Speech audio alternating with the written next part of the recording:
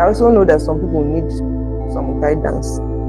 And in fact, all of us, we need that, because it helps to shorten your learning curve. And that was how the idea of creating this course came about. But then, this is the 14-day medical writing challenge, and you are welcome once again to the graduation.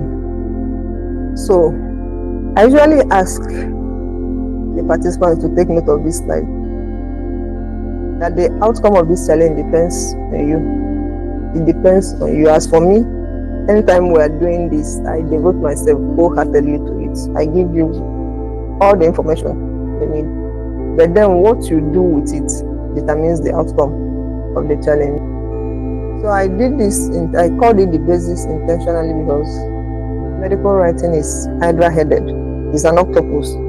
One definition is that it deals with developing clinical and scientific documentation in a standard, comprehensive, reliable, skilled, and convincing manner. Now, whenever I review articles, these are the things I look at. What we do in medical writing is to bridge the gap.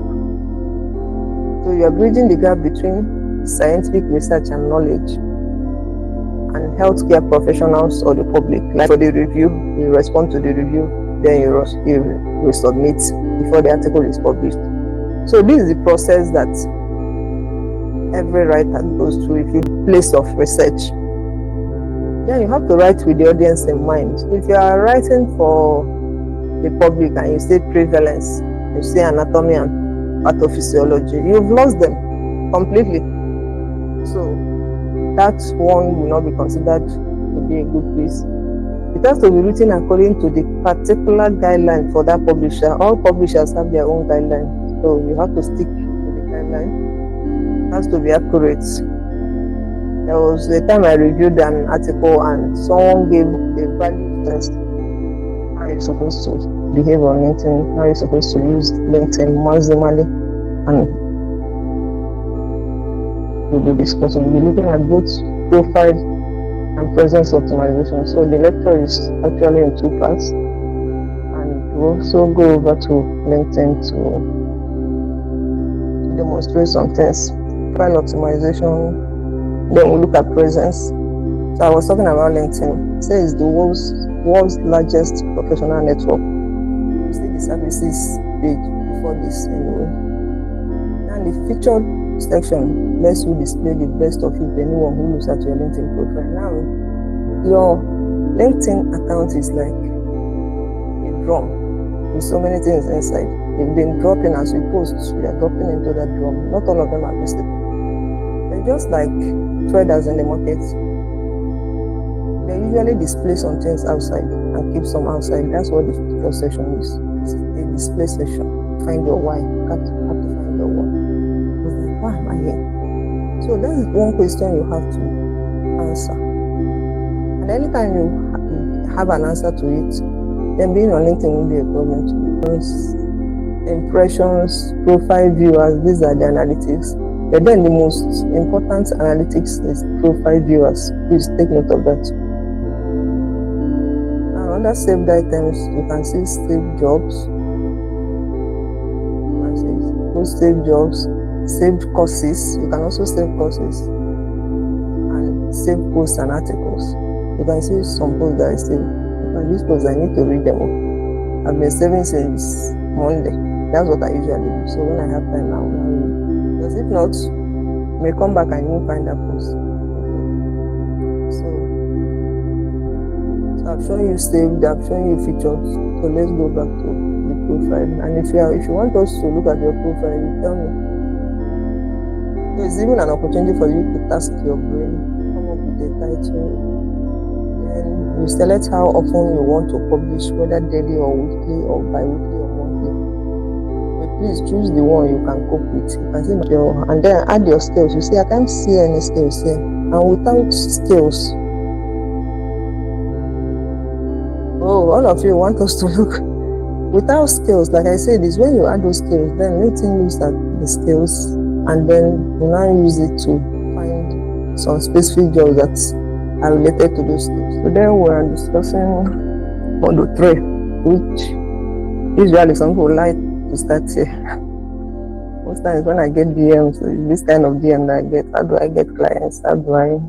But then you can't just start looking for clients without getting the basics and this level.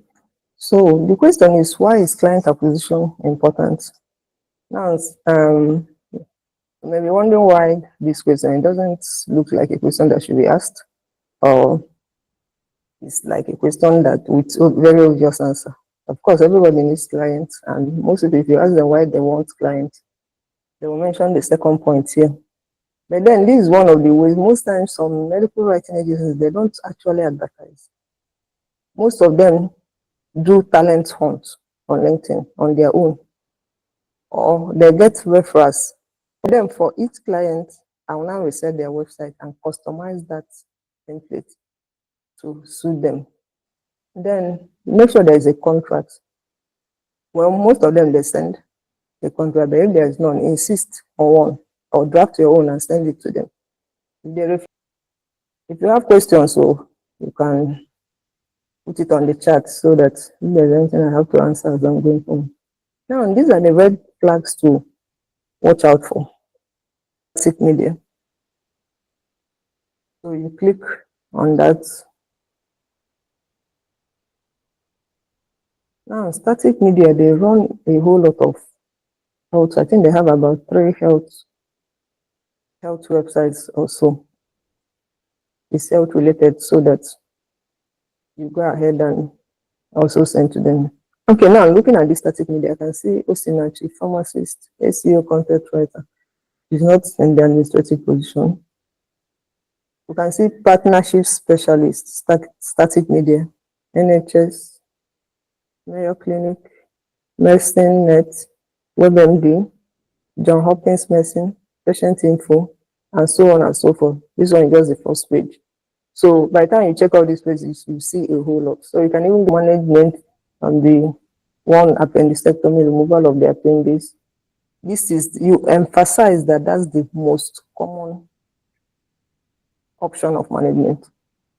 Then you can now add, I saw where you added interval appendectomy. You know that interval appendectomy is done when you have appendix mass, or I think when you also have abscess. You should say complications following appendectomy, or put it in their own language. You say complications after appendix surgery. This is the natural language of the man on the street. You put it that way. You do your post tomorrow, do your post on Friday, and make sure all these recordings, you sit down and go through all of them so that you start implementing. Implementation is where the problem usually is for people. They will gather the knowledge, then they won't implement. Please, try as much as possible to implement. So, see you tomorrow.